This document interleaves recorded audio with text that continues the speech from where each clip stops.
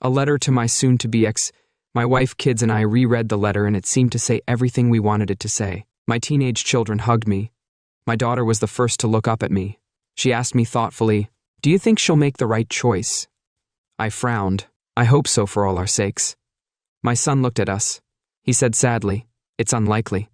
I said, "Well, who knows? Maybe your mother will come to her senses." We packed our bags and suitcases and went to our house we were going there for the weekend, so now it's just a move. We'll see. The cameras in the house were set up to see everything that was going on. You can watch the broadcast on my phone. 2 hours later, as we were unpacking our stuff, my phone alerted me that there was someone in the house, more specifically in the kitchen. The alarm went off and the remote camera came to life. We saw my wife alone reading an email, and then we saw her fall to the floor, writing to my soon-to-be ex. Despite the challenges we've faced over the past year or so, I believed we had each other's backs. However, it seems I was mistaken. Our children have been noticing your lack of attention for some time now. I must admit, I was preoccupied with the kids and resolving work issues, so I didn't notice the problem. Even your family noticed how distracted you were at our last family barbecue. Everyone kept looking at you, but you ignored us all. You were just focused on cooking and your phone. Your dad kept asking me what was going on, but I didn't have an answer. When I tried to talk to you, you were like a brick wall. Your sister talked to me privately and told me about a man at work.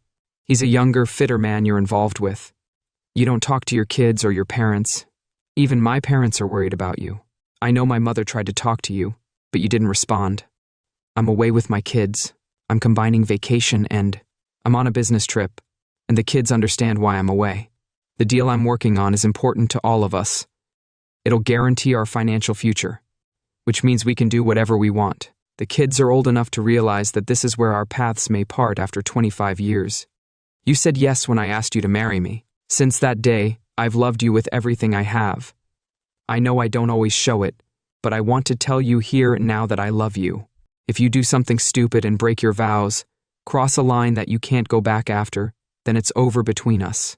It's your choice. You can remain faithful, and we can discuss everything and find out exactly what you want in our marriage. Whatever you decide, the only requirement is fidelity. If you can't agree to that, it's over between us. I've already drawn up the papers. It's up to you. Do what your heart tells you to do, and don't think with your body. I know you have a date with your boyfriend.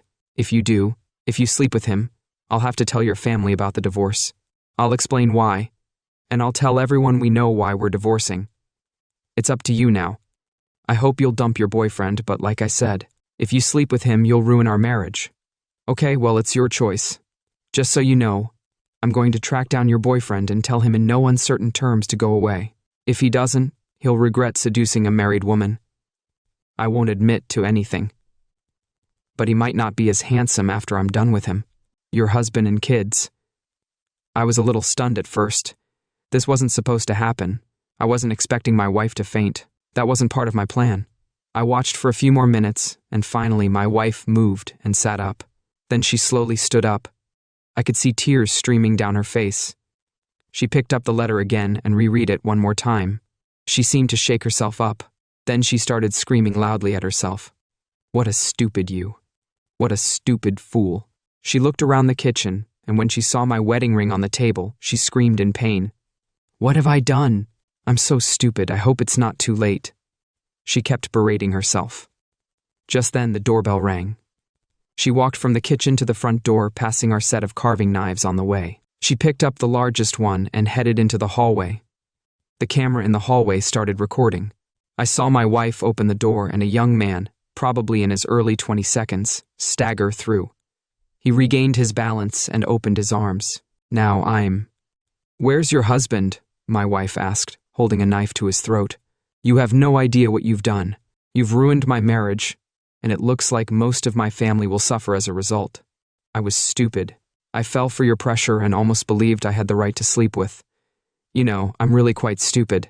I bet everyone at work is laughing their socks off. He had a look of horror on his face. He had come to make love to her, yet now he was facing the devil. Thank heavens I only kissed you when my husband speaks to me again as a husband or ex. I'll tell him how you tried to convince me I needed you.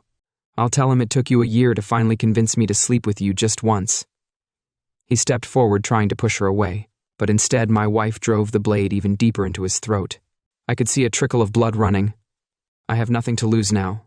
My life is over, so I'll be satisfied when you bleed out. I'll cut your throat and your balls off. You'll go to hell as a unicorn.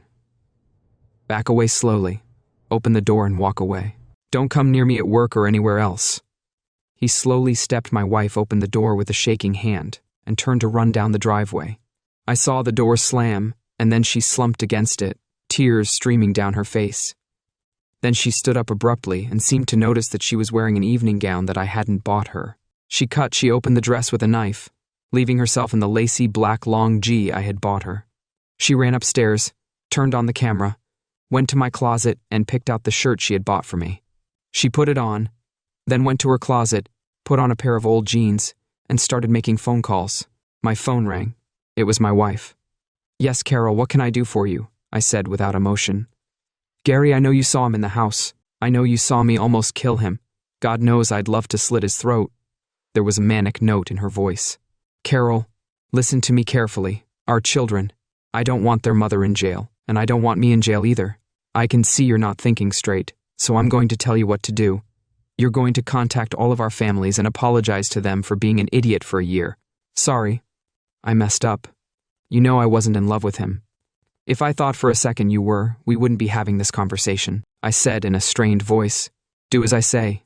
Contact everyone we know and apologize to them. Tell them exactly why we're not together. I want everyone to know how foolish you are, Gary. I'll do what you said. Gary, I want you to know that I do love you. If you want a divorce, I won't resist. It's the least I can do, but please don't cut me out of your life." She ended the call and then called her family, then my family, then her colleagues. Work colleagues and friends were quick to get in touch. My wife's work colleagues also sent messages, as did various people I didn't know. The general consensus was that I was an idiot for letting this happen. My wife looked absolutely shattered. It seemed like every person she talked to was hitting her over the head. Eventually, she just laid down and I could see that she was motionless. I zoomed in and could see her breasts rising and falling. I sent a text to her phone. "Don't die. Take care of yourself when you get some rest. Pack a bag and come here. We need to talk." I texted a friend from Eastern Europe. He was a bit rough but very loyal and had friends in the darker strata of society. The message said, "Yes, make him disappear." After he read the message, I deleted it and all traces of him from my phone. Only my friend and I knew that I had sent the message. The meaning of the text is clear enough. Carol arrived 3 hours later. She looked tired and sad but was otherwise fine. When she got out of the car, the kids ran up to her and hugged her. "Mommy, thank you for finally choosing. We've all missed you, even Daddy, but he won't admit it." That's what Alice, my daughter, said while glancing at me. Our son Martin hesitated for a moment and then looked at me. I nodded, and he walked over to his mom and hugged her awkwardly, then pulled back. "Mom, it's good to have you here," he admitted. "We didn't expect you to come." "I expect you to threaten your boyfriend," he said with a smile. Carol didn't know what to say. She looked at me and opened her arms. I hesitated for a moment and saw the pain on her face. "Daddy, you won't catch an STD from hugging Alice," she said with a smile. Of course she was right.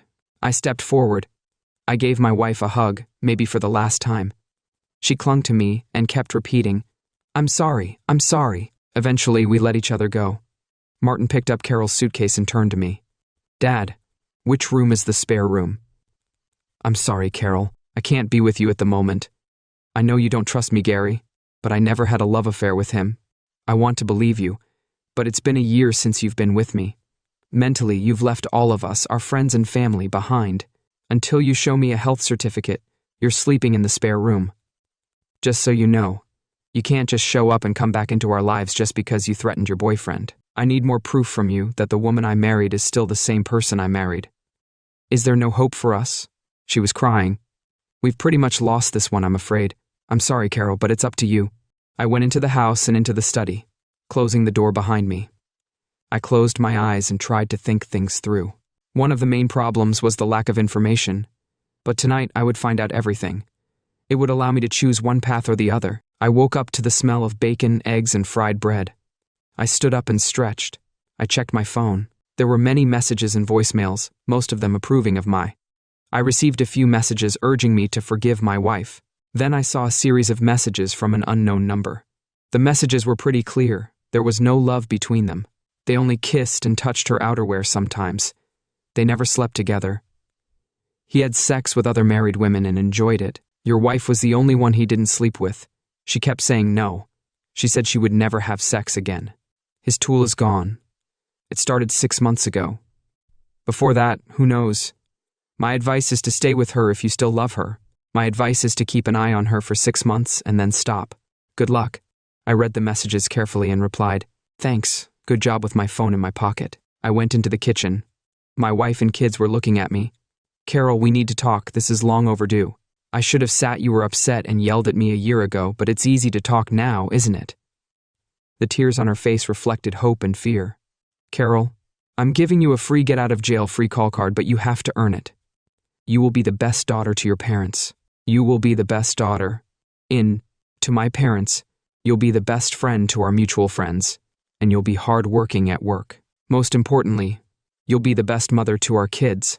You'll take them to soccer practice. You'll take them to parties. And you'll be supportive in problem situations. You'll make up for all the trouble we've been through over the last year because of your emotional affair with that jerk. Oh, and don't worry about him. He's not your concern anymore." Carol looked shocked for a moment. She also seemed to be quite gullible.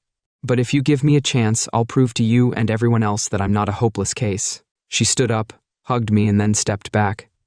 "I love you, Gary. I always have, and I always will. I will prove my love to you until the day I die." Martin coughed. "Daddy, take Mommy upstairs and show her who's boss. My girlfriend likes it when I take control," he said, laughing, and I grabbed my wife's hand and pulled her upstairs. I was in control and showed her who was in charge. However, I had my defenses up. It's been 2 weeks, and Carol continues to show everyone, my family, her colleagues, and so on. She shows our children, and especially me, that she is worthy of forgiveness. Well, as for me, basically I have a romantic relationship with her every night and almost every morning before I leave for work. We go out to restaurants and bars. She dresses well but never acts in a way that is arrogant. She rejects any male attention. Her phone is always on, her tracker is always on. She tells me where she's going, even if it's with family or mutual. We go out as a couple or with our families. She never goes out alone. It's her choice. She gives herself to me as I like, but I'm not hard, and only make love to her if she wants and participates. The doctor tested her for STDs and asked about her love life and other lovers. I was there when she grabbed my hand and said, "This is my husband and my lover. No one else will ever compare to this man. He's my whole world. I came close to losing him, but now, until I die, he's all mine." The doctor just smiled and shook my hand. Oh, and Carol's potential boyfriend disappeared. No one was looking for him. He divorced several wives. The police weren't too harsh on him, though, since one of the wives was an active police officer. Did he die a slow, agonizing death? No, he didn't die. He's disfigured and gutless. He's shunned wherever he goes. His life is a living hell. Do I trust Carol? No. Do I love her? Yes. Does she make up for being a fool for a year? Absolutely. Life in our house is never boring. Our kids are growing up fast. They have their own partners, but they still hang out with us. So, justice has finally been served. The end.